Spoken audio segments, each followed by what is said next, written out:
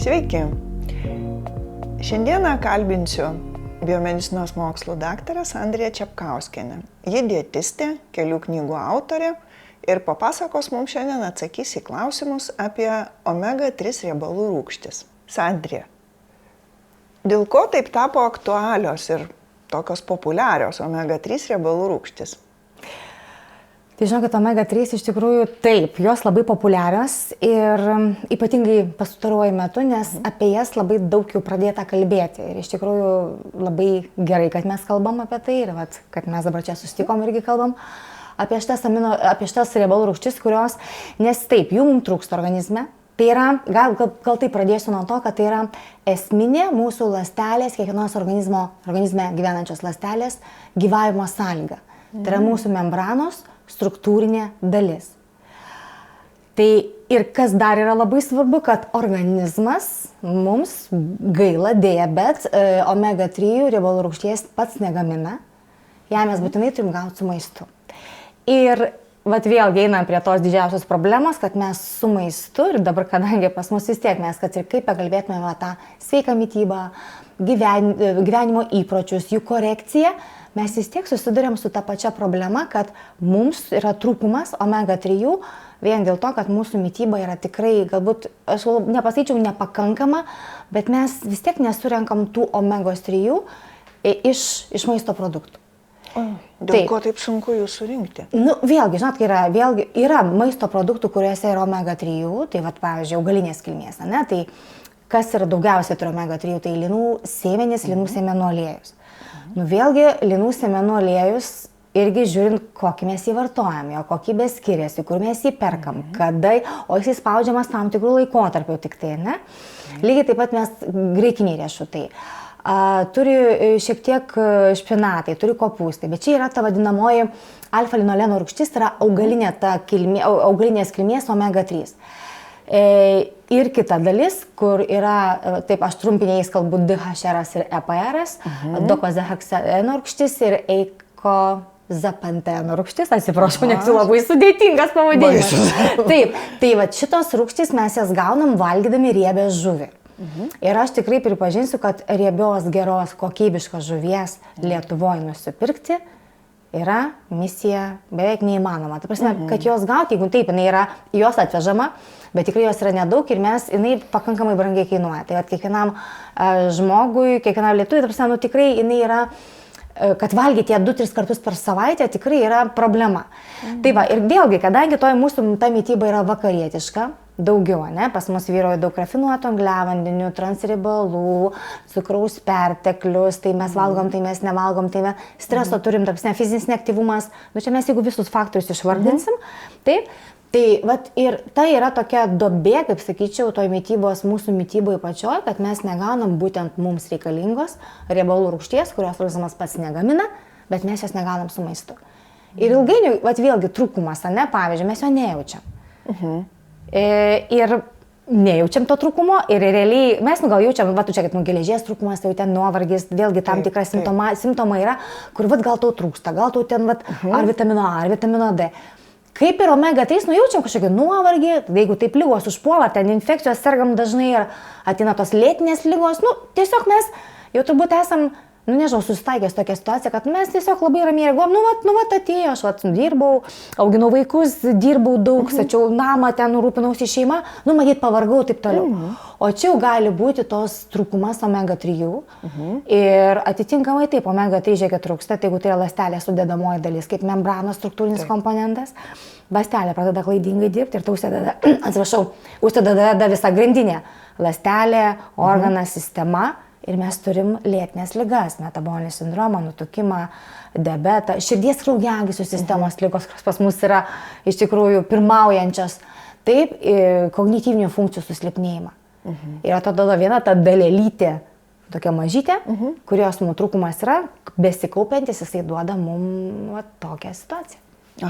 Labai ačiū, išsamu ir aišku, nes jeigu tai struktūrinė dalis ir membrana. Taip. Ir dar, vat, kas įdomu, vat, jeigu taip pat galiu dar truputėlį papildyti, tai, vat, pavyzdžiui, įsivaizduokit, vat, labai dažnai, ką aš matau iš pati savo, kiek bendrauju su klientais, žmonės bijo riebalų. Nu, Taip, taigi bijo riebalų čia. Ir ypatingai, aš kaip sakau, geri riebalai ir skirkim, aišku, visi riebalai reikalingi, nu yra riebalai žudikai, tie transriebalai, bet tiek sotieji, tiek nesotieji riebalai mums reikalingi tam tikrų kiekių ir taip toliau. Ir vat, vėlgi, jeigu taip žiūrėt vėlgi fiziologiškai, tai apie 50% mūsų sausos smegenų masės sudaro riebalai. Ir iš jų 10-20% yra ta vadinama dokoheksaeno rūgštis DHR. Jeigu žiūrėt tą omegos 3 visą tą grupę, tai DHR sudaro iki 90% mūsų nervinių ląstelių ir smegenų pilkosios medžiagos. Atsakingas už nervinį impulso perdavimą, membranos stabilumą, neuroplastiškumą. Tai apie ką mes kalbam? Tai vadinasi mūsų, būtent ir tas DHR ypatingai svarbus ir kognityvinių funkcijų stiprinimui, tarkim, imuniteto stiprinimui. Labai daug tų, kaip iš omegos 3 eina ta tokia, ta funkcija jų yra tikrai mums reikalinga organizmui ir mums labai svarbi. Bet mums trūkumas yra, tai jeigu mums trūks mityboje, tai atitinkamai įsivaizduokit, kaip mūsų nervinė ląstelė gyvena. Funkcija. Taip, ir jinai pradeda klaidingai dirbti. Tai kaip mes turim ir smegenų rūkus, ir atminties susilpnėjimus, Alzheimeriai, demencijos, visos neurodegeneracinės ligos, iš kur kyla? Depresiniai simptomai, visą tai, įsivaizduokit, žinot, kai aš sakau, ar jūs gyventumėt name su prakiuriusiu stogu ir su uždužusiais langais, su spardytom durim? Negyventumėt. O mes taip gyvenam, mūsų organizmas taip gyvena, nieko tokio. Nieko čia biškai žlopiau, čia kažkas tokio, nieko, viskas gerai, jisai išgyvens ir taip, ne? O yra tokia situacija. Reiškia, šitos medžiagos yra labai svarbios kaip struktūrinė dalis, taip? Negana to, jos turi funkciją. Ir trečia, kad mes jų nepakeisim, gaunam tik iš maisto. Reiškia, turim to pasirūpinti. Taip, ir tas yra didžiausia vėlgi problema, kad mes su maistu gaunam vienų daugiau negu kitų, o jos tarpusėje konkuruoja dėl fermentų. Ir būtent jeigu, iš tikrųjų tai taip yra, nes ir omega 3, ir omega 6 mes gaunam su maistu. Bet kurių daugiau? Vyroja dabartiniai mūsų mitybų, jeigu mes kepam ant saulėgrąžų aliejaus, jeigu mes kepam vynuogių kauliukų aliejaus, jeigu mes naudojam netgi mėsoje yra omega 6, bet ar višta palakstė po kiemą, ar neužauginta narvelėje, skiriasi jos mėsos ir būtent omega 6 tas kiekis. Ir vėlgi, jeigu mes einam, tarkim, žinot, kaip valgom labai daug to greito maisto, kokiam jis aliejų kepamas, kiek kartų jis keičiamas. Tai tas omega 6 mes gaunam jos daugiau, atitinkamai tas santykis yra tarkim, omega 3, 6 ir omega 6 didesnis šiek tiek, ne, bet perteklius yra mityboje. Ir ypatingai nuo tos vakarietiškos stiliaus mitybos, greito maisto, mažai daržovių, mažai ten, tarkim, riešutų, mažai žuvies, jeigu mityboje yra.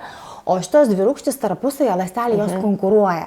Ir jeigu, tarkim, omegos 3 tas pirmtakas yra alfa-linoleno, ALR rūgštis, iš jos gaminasi EPR ir DHR. Tik aišku, ta konversija yra labai minimali. Labai skiriasi pas vyrus ir pas moteris. O būtent iš omega 3, būtent tas pirmtakas yra linoleino rūgštis ir iš jos gaminasi arachidono rūgštis, kur jau veikia uždegimiškai. Tai jeigu čia yra pusiausvyra, vadinasi, pas mus irgi pusiausvyra organizme ir jos atlieka savo funkciją, kaip ir turi būti. Bet jeigu pas mus yra perteklius tos būtent iš omega 6 pirminės tos rūgšties ir kaip minėjau, jos konkuruoja dėl tų pačių fermentų, tai kuri vyruoja tos fermentus ir pasiema. Ir kas dar vienas dalykas, yra labai sunku pačiam organizmui gamintis tas riebalų rūgštis, labai sunku gamintis tas riebalų rūgštis, nes tai kainuoja resursų ir reikia užsukti labai daug biocheminių reakcijų. Taip, tai dėl to fermentus ir dar jų turi užtekti ir. Kaip jūs sakote, tada geriau gal vėlgi, čia aišku, žinot, vėlgi pas mus yra vegetarų, veganų, žmonių, kurie nevalgo žuvies, alergiški galbūt žuvį, bet tas žuvies kokybiškos gavimas mūsų užtikrina to DHR APR gavybą. Ir kas įdomu tarp vyrų ir moterų skirtumas, pavyzdžiui, tai tas iš ALR į EPR tas virtimas pas vyrus yra iki 9%, pas moteris iki 20%. Kodėl taip? Tai pasakysiu, o iš EPR į DHR, jau tas, kur mums tas DHR labai svarbus ir nerviniam ląstelėm, ir įeina į smegenų pilkąją medžiagą, tai vertimas pas vyrus yra ten keli procentai, pas moteris iki 9%. Tik keli. Kodėl tiek yra? Dėl to, kad pas moteris yra didesnis DHR poreikis žindymo, yra tokia prielaida iškelta, nėštumo ir žindymo metu. Aha, dėl gamta to, pasirūpina. taip, dėl to tas gamta pati padarius taip, kad tas didesnis virtimas būtų. Bet ką tai reiškia? Aš noriu pasakyti, kad mes augaliniu būdu, vadinasi, omegos 3 negalim užtikrinti, gaudami iš augalų poreikio omegos 3. Kas iš augalų labai geras yra šaltinis, tai yra dumbliai. Dumbliai. Bet jie tada turi būti kokybiški. Taip. Ne tie, kur ten saldus būna pardavinėjami ir taip toliau. Traškučiai. Taip, nu arba mūlių traškučiai, neužtikrinsit poreikio. Tai va, tarkim, tų pačių šaltinių irgi, va, pavyzdžiui, iš kur gauti, kaip minėjau, ALR šaltinis, jeigu mes valgom, įtraukiam į mytybą, nu, linų sėmenų aliejus, linų sėmenys, graikiniai riešutai. O kalbant apie DHR EPR, tai gaunam iš ko? Aišku, mes pripratę prie lašišos, bet žinokit, kad yra laukinė lašiša ir fermo užauginta. Tai ką noriu pasakyti, tai jeigu taip skaičiukais, maždaug, aš gal pasakysiu taip grubiai, 2 mažiau yra fermo užaugintoj lašišo omega 3 negu kad, tarkim, laukinėje, ne? Tos laukinės tikrai yra, kaip sako, misija, sunki misija jos gauta, ne? Kas dar kokios žuvis? Pavyzdžiui, tikrai geras EPR DHR šaltinis yra skumbrė. Skumbrė. Taip, maždaug 100 gramų iki 4,5 gramų. Taškia visos riebios iš Taip, šaltųjų. tarkim, silkutė apie 2 gramus turi 100 gramų silkės. Ančiuviai sardinės irgi panašiai varijuoja tarp 1-2 gramų. Ir va dumbliai irgi, bet sakau, čia žinokit, irgi reikia, neužtenka nusipirkti, tai sakė traškučių. Tai va labai svarbus tas mitybos, tas mūsų racione, va tie produktai, kuriuos mes turim tinkamai pasirinkti ir tada jie galbūt patenkintų poreikį. Bet paskaičiuoti yra iki 80%, manau, kad jeigu nesumeluosiu, pasaulyje žmonėms trūksta EPR DHR. Aha, ir aš tokius tyrimus skaičiau. Taip, trūkumas yra. Mums jų trūksta. Tai dabar panašiai apie omega 3 kalbama kaip ir apie vitaminą D. Ten yra lėtinis nepakankamumas, pas mus klimatinė zona tokia nedėkinga, kaip pasakyti. Gražu viskas, mes turim 4 sezonus, bet tos saulės tikrai yra mažai. Tai lygiai taip pat yra su omega 3. Ir jos jau atsiranda šalia, aš netgi sakyčiau, kaip šalia statyčiau jas, nes jų poreikis yra. Mums jų trūksta ir tada ląstelė, sakau, pabandykit pagyventi sudužusiam, išspardytom durim name, langai sudužę, nepagyvensit, sakysit, ir kas įdomiausiai, kad mes tikrai rūpiname savo namais, savo mašinom, taip, o kai organizmas pradeda žybčiot, kaip sakau, irgi aš turiu palyginimą, kad kai, žinot, važiuoja mašina, užsidega stabdžių kaladėlių, kad lemputė, kad kažkas blogai, mes iškart važiuojame autoservisą. Kodėl mes autoservisą nepaprašom, kad laiduką tą nukirptų? Nebedega lemputė ir mes nieko nematom ir toliau patenkinti važiuojam. Ne, bet mes keičiam, o kai pas mus tų lempučių žybsi ir mes kaip eglutė kalėdinė vaikštam. Mes sakom, ne, čia aš pavargau, čia aš pailsėsiu. Tai va, tai to poilsio mes nerandam laiko tam poilsiui, mes nerandam laiko tam kokybiškam valgiui, mytybai ir mes tada susiduriam su tom lėtiniam neinfekciniam ligom, nuo kurių mirštamumas, mirtingumas, sergamumas jomis yra pats didžiausias.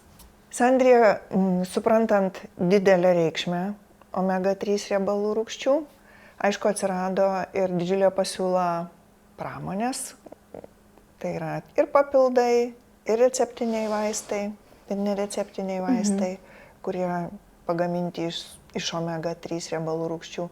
Ir aišku, labai išpopuliarėjo medijose. Ir tai aišku, kaip visada sukelia tokiais atvejais tam tikrus pagrįstus lūkesčius ir kai kurios nepagrįstus. Na, kaip tikintis, kad ir nuo to, ir nuo to, ir nuo to padės arba išgelbės arba panašiai.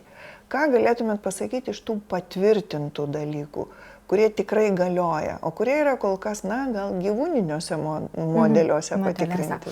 Taip, jūs teisingai sako, dabar populiarumas labai auga ir vėlgi, man kaip sakau, labai gaila, bet manipuliacijų yra labai daug. Ir žinot, kas yra, man tai vienas iš tokių faktorių, ko dar nesiūlo, kriterijų, gal sakyčiau, ko dar nesiūlo ir mūsų gydytojai labai plačiai.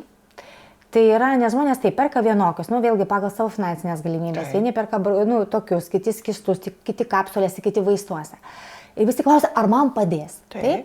Tai vienas iš kriterijų, sakyčiau, pasimatuokit omega 3 indeksą kraujyje, kuris dabar yra prieinamas. Susiorientuokit pirmą. Bent jau pasižiūrėkit, kas ten yra, kiek jums trūksta, kiek ten tų omega 6, omega 3, koks yra santykis. Jisai jums geriausiai. Nežinau, kaip yra. kompanijos, tarkim, kurios omega-3 prekiauja, jos tarpusę konkuruoja. Nu, vat mes geresni, mes tokie, mes ten taip ir taip. Tai kaip žinot, žmogui paprastam ateini tu į vaistinę, tai ten eilė tikrai didelė. Aš kiek pati kartus žiūrėjus, tai yra tikrai, ir aš pavyzdžiui nežinočiau, tai ten vieni sako, žiūrėkit, DHR, taip, iš tikrųjų DHR, EPR kiekis yra. Kiti, dabar žiūrėkit, atsirado irgi vieni, kadangi omega-3 labai greitai oksiduojasi, kadangi tai yra polinės sočiosios riebalų rūgštys, dėl dvigubų jungčių, labai greita oksidacija, tai dabar tą reikia apsaugoti. Nu, tai būtent oksidacija apsaugoma yra arba vitaminu E, nu, dažniausiai, arba polifenoliai dabar prasidėjo irgi, tikrai energiškai veikia su omega-3, bet, nu, kaip žinoti, jau tu paimi kelias pakuotės ir tu matai, nu, tiesiog. Taip, bent 15 bus. Taip, ir žmonės, aišku, perka pagal finansinės galimybės, o omega-3, aš kaip sakau, reikia vartoti nuolat. Žinot, kaip yra, jeigu ten vitaminas D, tai kaip dėto, jo rekomendacija yra nuo spalio iki balandžio, nes pas mus saulė atsiranda ir tai mes iš saulės ne visada pasimsim. Omega-3, jeigu nevalgot žuvies, nu realiai reikėtų vartot, nu tikrai mes, kad ateina vasara, tai nereiškia, kad aš nebereiks omegų. O jeigu aš vartoju karpį arba liną, tai iš jo nebus omega-3, ne, iš tvenkinio. Tai va, tai jas reikėtų vartoti nuolat ir tada tas žmogus susiduria su, nu vėlgi ten, kiekis, svoris žmogaus, nu, visą tai pajėgumai, visi fiziniai. Tai aš jums pasakysiu, kad vat, vėlgi tada vienas iš tų kriterijų tai yra omega-3 indeksas, tai aš sakyčiau vienareikšmiškai. Ir jis turėtų būti gydytojų siūlomas kaip vitaminą D, mes žinom, kad reikia porą kartų per metus pasitikrinti, tai tą omega-3 indeksą tikrai reikėtų. Ir kaip jūs sakot, jos taip, omega-3 patvirtinti tikrai tyrimai ir ką daro, vat, pavyzdžiui, kad imunitetą stiprina tikrai. Taip. Tiek EPR, tiek DHR. Kognityvinės funkcijos, nervų sistemos nestiprinimui, kognityvinių funkcijų aktyvinimui, ypatingai DHR. Bet dabar aš, kad vardinu atskirai, tai nereiškia, kad aš tik DHR ieškau. Taip. Šitos dvi rūgštys DHR, EPR veikia sinergiškai tik kartu. Atskirai, beprasmiškai, iš tikrųjų, jeigu ten kas įsimkit tik tą arba tik tą, vis tiek jos veikia bendrą. Nu, nebus taip, kad tik imunitetą sustiprins, o kognityvinių funkcijų, nu, kaip pavyzdys, nepalies. Tai va, bet aš taip pat daugiau, uždegimą mažą, daugiau, nu, tarkim, būtent eikozapanteno rūgštys, kaip pavyzdys, bet jos kartu veikdamos, bet jos poveikis yra didesnis. Tai, va, vėlgi, imuniteto stiprinimas, uždegiminių procesų mažinimas, o nuo uždegiminių procesų visos lėtinės ligos prasideda. Taip, tada kognityvinės imunitetas, būtent trombų funkcijos, o būtent toj funkcijai kraujagyslių, širdies ir kraujagyslių sistemos funkcijos stiprinimui. Omega-3 yra, nu, iš tikrųjų vienareikšmiškai jos yra būtinos ir netgi dabar apie kiek, jeigu paklaustumėte, aš galbūt pati paklausiu ir pati pasakysiu, ne? Na, tai anksčiau, vėlgi dabar diskutuojama, labai anksčiau buvo tas profilaktinė ta dozė 500 mg taip, ir tas ir siūlo. O dabar, žinot, aš jums pasakysiu profilaktinę dozę, aš pasakyčiau gramas, o jeigu jau norim, kad uždegimą mažinti, tai yra 2 gramai mažiausiai. Iš tikrųjų taip, nes jeigu jūsų organizmas ilgą 40-45 metus gyveno su sudužusiais langais, įspardytom durim ir kiaurų stogu, tai reikia tą ląstelę statyti, kad jinai pradėtų normaliai dirbti. Tai ir to labiau dar kas. Vėlgi, kokį mes tą papildą nusiperkam, kaip jis prieina prie ląstelės. Mes taigi nežinom, ar jis priejo, ar jis nepriejo. Taip, ar jis taip saugotas pilnai, kur mes laikėm tą buteliuką, kokioj formai pirkom. Ir va, būtent tas prieimas prie ląstelės, vadinasi, jūs pasižiūrit testą, kaip pavyzdys, man, sakau, vienas iš kriterijų vertinimo omega-3 ir tada tu matai, ar aš teisingai vartoju, galbūt tie papildai manęs neveikia, vaistai galbūt manęs irgi gali neveikti. Taip. Čia aš nežinau, kaip mano organizmas yra, kokio užterštumo, koks mano yra žarnyno, būtent pralaidumas, ar yra, ar nėra, ar jisai tiesiog viską praleidžia su toksinais. Tai čia yra tiek niuansų, tai aš jums pasakysiu, kad taip, poveikis yra ypatinga omega-3, tas prieš uždegiminis. Taip, jis vėlgi eina per kraujotakos sistemą, širdies kraujagyslių sistemą, nervų sistemai labai įtakos turi, vėlgi tai yra, vėlgi DHR sudaro ir mūsų būtent akies tinklinės ląsteles, tai vėlgi regėjimui svarbus. Taip, bet tik tai kas, pavyzdžiui, ką aš irgi tik iš tikrųjų atradau visai neseniai ir kas mane nustebino, kad netgi patarė mokslininkai, kad omega-3 nereikėtų, tai žinot, skirt galbūt ar ten gydymui, šis apie gydymą nekalbu, nes omega-3 šis negydo, nu, net neturim tokio varianto, bet profilaktikai, ten tarkim, prediabeto ar diabeto atveju. Tai nereiškia, kad dabar jau viskas, nevartojat ir numeta. Čia didžiulis lūkestis. Taip, čia yra nežinot, kai yra lūkestis tame, kad galbūt sureguliuos gliukozės koncentraciją. Bet kaip omega-3 gali reguliuoti, medikamentai reguliuoja gliukozės koncentraciją. Pats žmogus reguliuoja su mityba, su fiziniu aktyvumu, streso valdymu, miego kokybę. Tai dabar sakau, nu tai kaip aš dabar išgersiu omega-3, man sumažins cukrų, aš nueisiu cepelinų valgyti. Ką žinai? Taip, jis gali padėti. Tai yra viena, bet nereguliuoti ir nemažinti. Tai va, sakau, ką dabar mokslininkai atlikę labai didelį tyrimą, ten 120 000 žmonių, jie tyrė, žiūrėjo, ten 803 atvejus, žiūrėjo, jie ten atliko tikrai labai didelį tyrimą ir pernai metų rugpjūčio mėnesį buvo paskelbta stipriame, būtent žurnale buvo paskelbta išvada, kad nereikia prie diabeto ir diabeto atveju, kad tai yra gydymo tikslams arba profilaktiniams. Aš sakyčiau, prevencijai taip, nes uždegimą mažina, nuo to uždegimo gali kilti tam tikrus susirgymai, jo, bet tiesiog, kad kai aš vartoju omega-3 tam, kad sumažint gliukozę, taip niekada nebus. Taip čia yra jūsų yra pastangos ir jūsų darbas kasdieninis, tam, kad ta gliukozės koncentracija laikytų stabili. Mažiau, be didesnių šuolių. O kad omega-3 išgersiu ir aš galiu valgyti cepelinų ir paskui tada nieko nebus. Ir aš toliau sėdžiu, žiūriu televizorių, nes omega-3 man turi mažinti gliukozę. Taip nebus. Kaip knygų apie mitybą, apie pilvą, apie lėkštę, jūsų knygos apie žarnyną autorę, noriu paklausti, kaip mitybiniai pasirinkimai veikia būtent omega-3 riebalų gavimą ir pasisavinimą. Ir pasisavinimą. Tai vėlgi, kaip aš ir minėjau, mes galim vartoti tos produktus, galim ir reikėtų rekomendaciją vartoti, ne tik vėlgi tai jų kokybė svarbi, ir galbūt aš dar nepaminėjau, ir termiškai, kai mes apdorojam. Kas jom nutinka? Tai taip, pavyzdžiui, virtoj žuvy ir keptoj žuvy vėl omega-3 dvigubai sumažėja. Kur dingsta? Tiesiog jinai oksiduojasi, nes oksidacija vyksta ir aukšta temperatūra, termiškai apdorojant mes jos netenkam. Tai vėlgi, ir kadangi žinant, kad omega-3 oksiduojasi reikia būtent polifenolių, arba vitaminų, tiesiog tų antioksidantų, tai aš sakyčiau irgi tas mytybo įtraukimas ir daržovių, ir alyvuogių aliejaus, ir kad tai būtų šviežia, ir kad tai būtų sezoniška.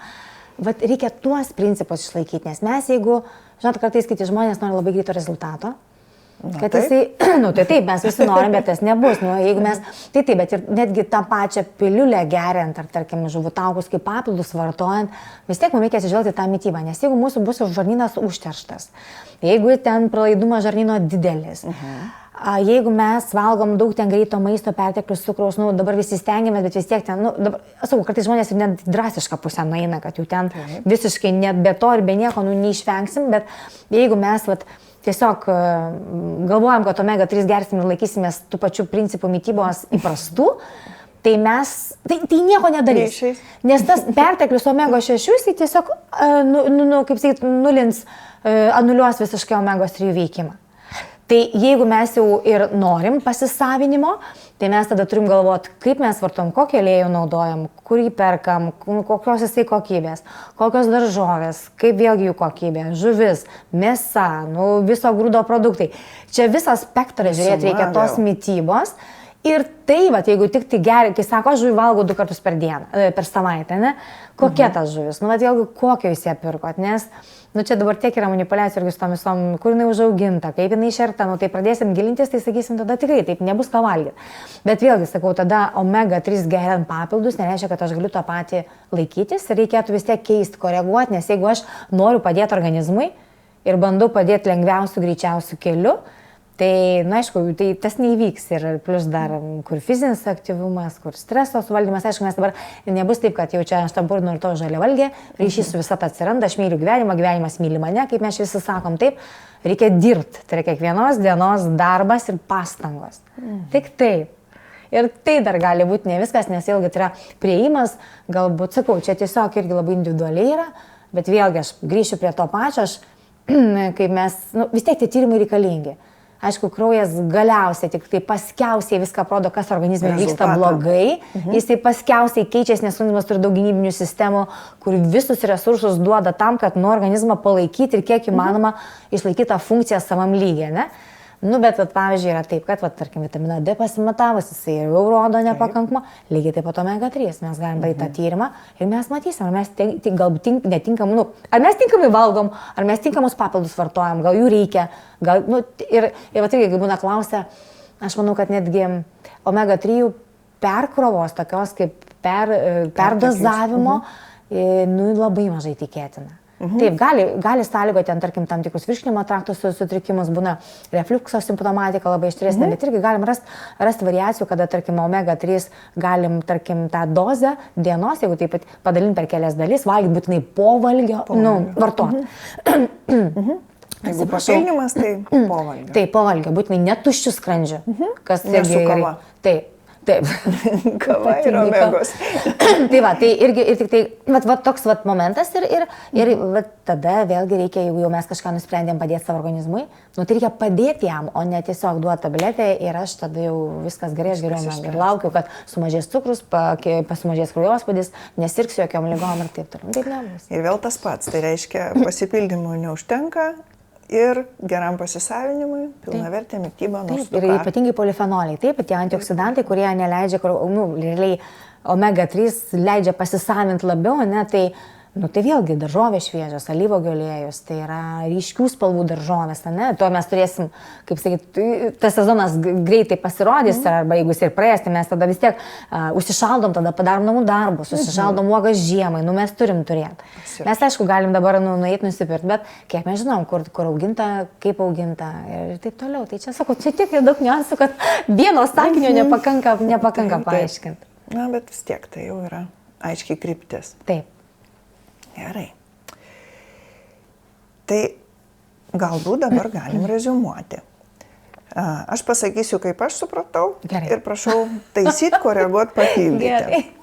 Tai kiek aš supratau, prioritetas gauti iš maisto, taip. Bet neturėti iliuzijos, kad tikrai man pavyko. Ne?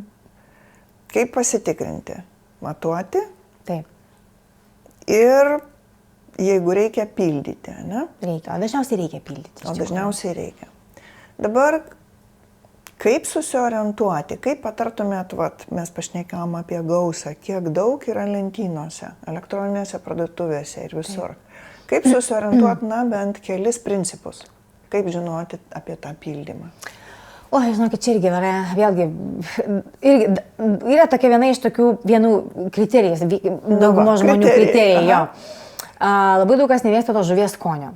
Bet dabar yra tos inovatyvios technologijos, kurios leidžia jau žuvies taukus, ar jie yra skystoj formai, ar kapsulėse, kad jie yra beskoniai arba čiučiu ten tam tikrai pridedami jo yra.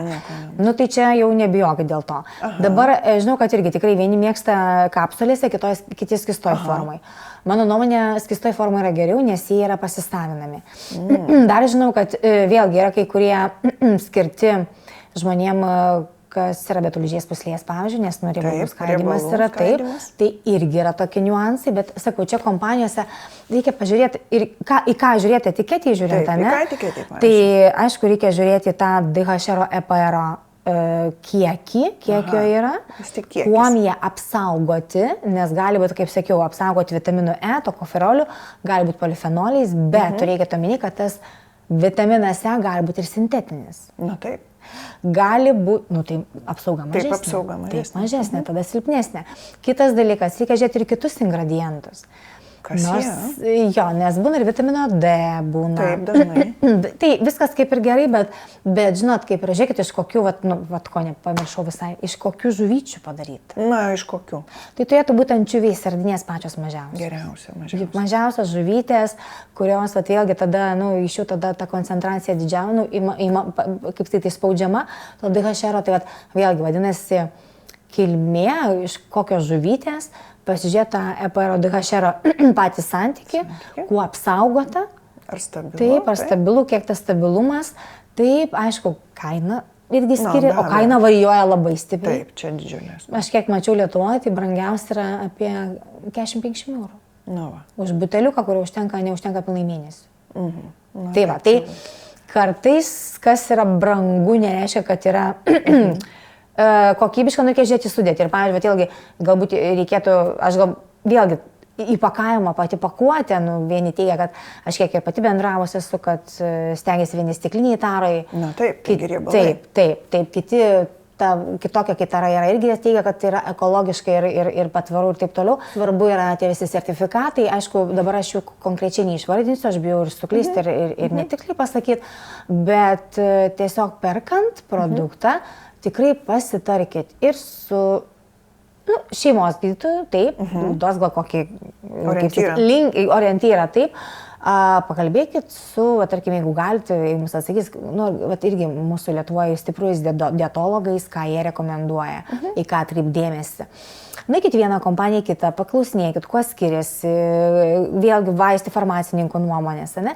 Ir turėkit savo tokią nuomonę, pažiūrėkit nes tiesiog eiti vieną, taip yra gerų produktų, tikrai yra, bet jų nėra daug. Jų nėra rinkoje daug, rinka yra plati, labai užpildyta, bet tų tikrų gerų produktų yra tikrai nedaug. Ir juos reikėtų orientuoti. Labai ačiū, Sandrija, už tokį išsamų ir gyvą, tikrą, realistišką pokalbį. Ačiū Jums labai.